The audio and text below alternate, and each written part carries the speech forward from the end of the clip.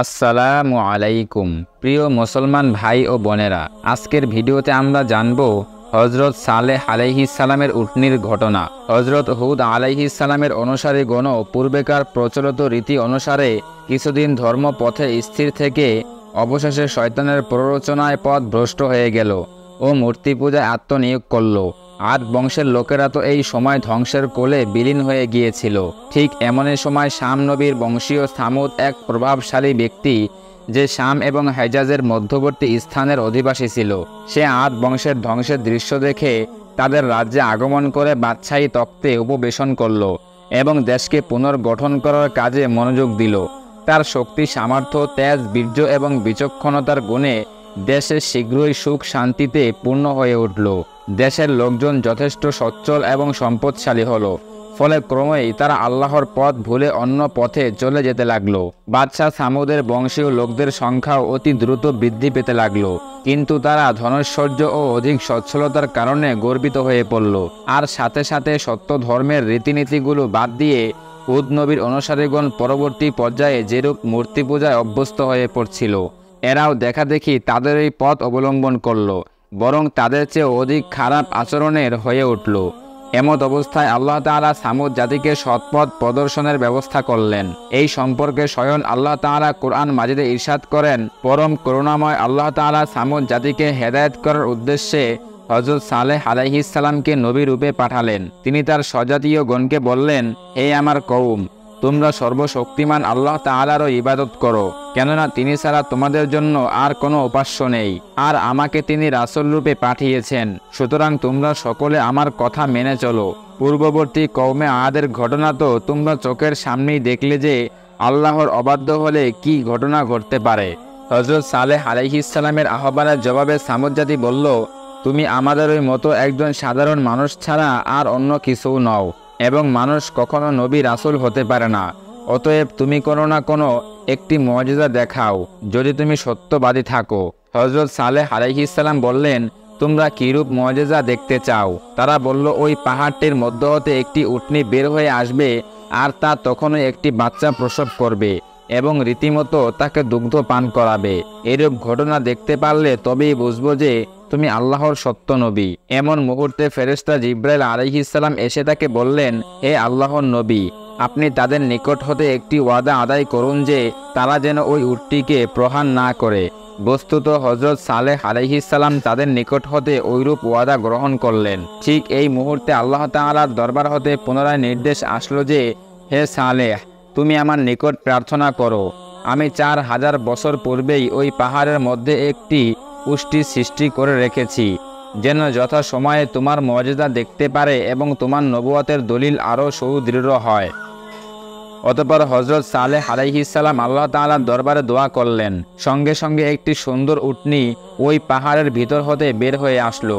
এরূপ সুন্দর উটনি কেউ কোনো দিন দেখেনি। উটটি বের হওয়া মাত্র একটি অতি সুন্দর বাচ্চা প্রসব করল এবং সঙ্গে সঙ্গে নিকটবর্তী চারণভূমিতে ঘাস খেতে আরম্ভ করল।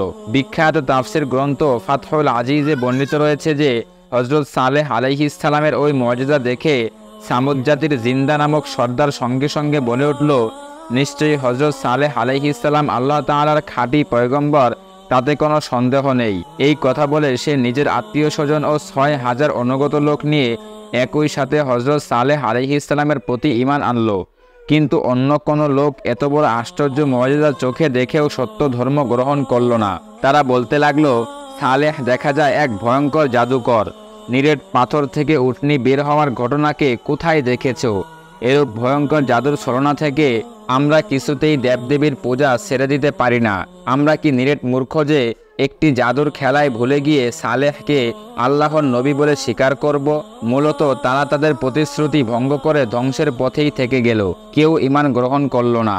সামুদ জাতির পানি পান করার জন্য আল্লাহ তাদেরকে একটি কূপ দান করেছিলেন। তাদের 7টি গোত্রের সকলেই সেই কূপ হতে পানি পান করত ও নিত, কিন্তু তাতে কূপের পানি এতটুকু রেশ পেত না। উল্লেখিত উটটির চালক উটটিকে উক্ত কূপের নিকট নিয়ে গেলে সে তা হতে এত বেশি পানি পান করল যে কূপের পানি সব শেষ হয়ে গেল। হযরত সালেহ আলাইহিস সালাম বললেন, তোমরা একে একে সকলেই উটটিকে দহন করে দুধ পান করো। তারা সকলে দহন করে মহা তৃপ্তিতে তার দুধ পান করল।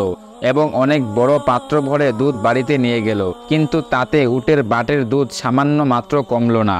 আল্লাহ তাআলা হযরত সালেহ আলাইহিস সালামের প্রতি আদেশ করলেন, তুমি তোমার কওমের লোকদেরকে জানিয়ে দাও যে একদিন তারা সকলে কূপের পানি পান করবে, আর একদিন শুধু উটটি তার পানি পান করবে। সেদিন যেন কোনো লোক কূপের পানি পান না করে, সেদিন যেন তারা উটের দুধ দহন করে পান করবে।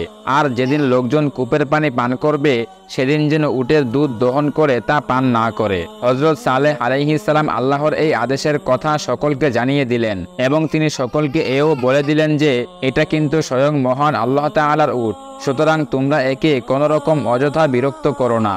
যদি তা করো তাহলে কিন্তু আল্লাহ তাআলা তোমাদেরকে কঠিন শাস্তি দিবেন। সামুদ জাতির লোকজন সকলেই সেই উটটির দুধ পান করত। তাছাড়া দুধের দ্বারা দধি, ঘৃত, ছানা, মাখন প্রভৃতি উৎকৃষ্ট খাবার সমূহ প্রস্তুত করত।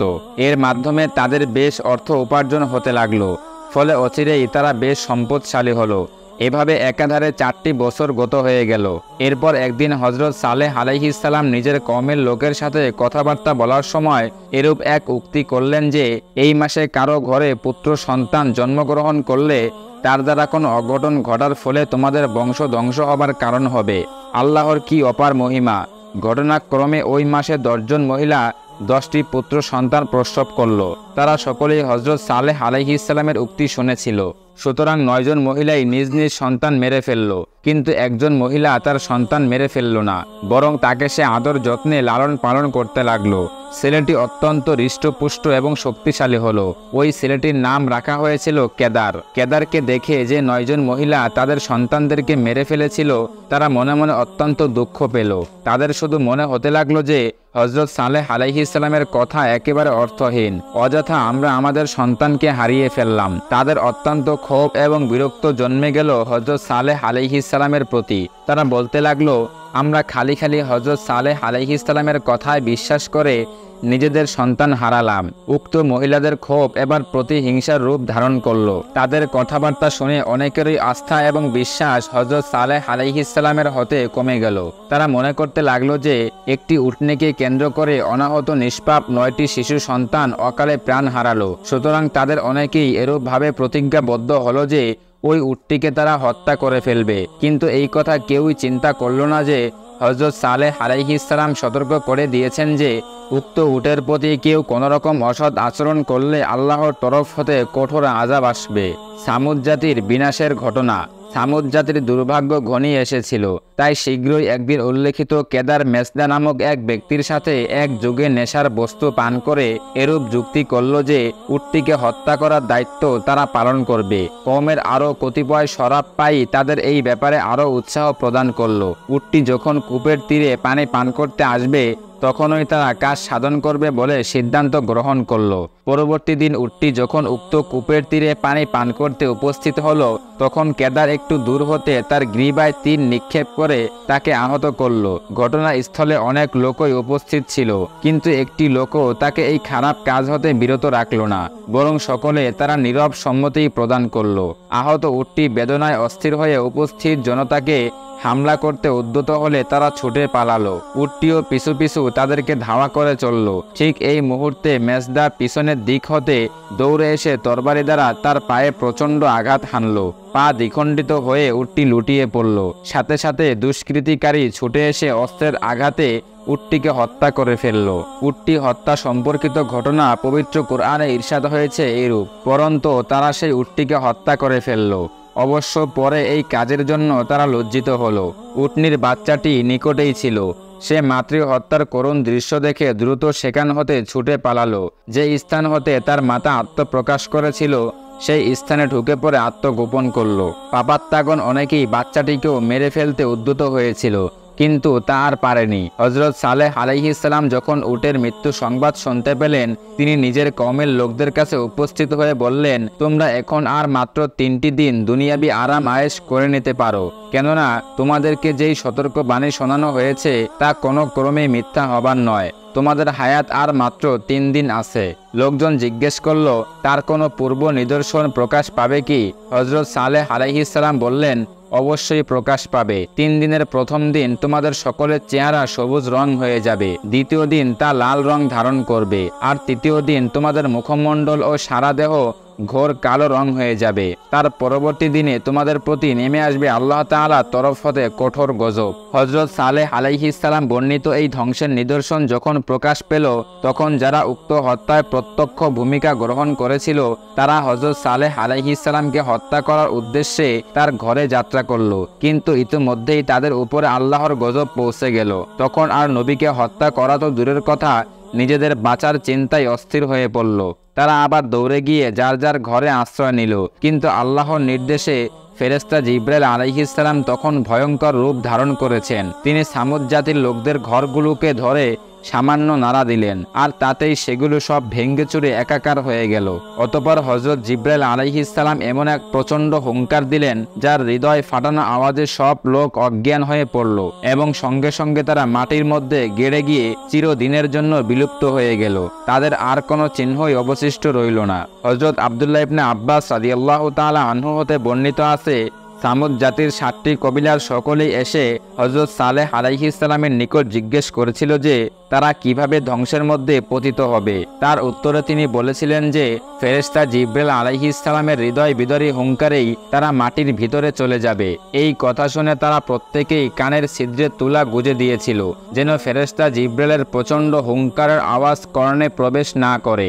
আর প্রত্যেকেই এক একটা বিরাট বিরাট গর্ত খুঁড়ে সেই গর্তের মধ্যে আত্মগোপন করেছিল, কিন্তু তারা সেই গর্তসমূহের মধ্যেই মারা গেল। সামুদ জাতিটি এভাবে আল্লাহ পাকের মহা ধ্বংসযজ্ঞে বিলুপ্ত হওয়ার পর হযরত সালেহ আলাইহিস সালাম সিরিয়ায় চলে গেলেন এবং সেখানে বেশ কয়েক বছর সত্য ধর্ম প্রচার করলেন। তারপর আল্লাহর মর্জি মোতাবেক নির্দিষ্ট সময়ে তিনি দুনিয়া হতে চিরবিদায় গ্রহণ করলেন। কথিত আছে যে সিরিয়ায় সর্ববৃহৎ জামে মসজিদের এক পাশেই তাকে দাফন করা হয়েছে। প্রিয় মুসলিম উম্মাহ, আজকের ভিডিওটি এই পর্যন্তই। আল্লাহ তাআলা আমাদের সবাইকে সঠিক বুঝ দান করুন। আমিন।